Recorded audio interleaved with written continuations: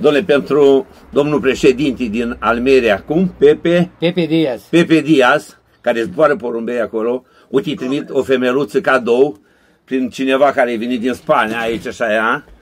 Și acum e în direct cu noi, pune acolo, așa, și eu trimit, și dacă nu o să facă treabă, să se lese de porumbei, domnule, să-i dau un mascul de la bun, de distanțe lungi, să-i zboare, să-i rupă, și dacă nu să-i bată pe toți acolo, să nu mai spună mie Cuțu.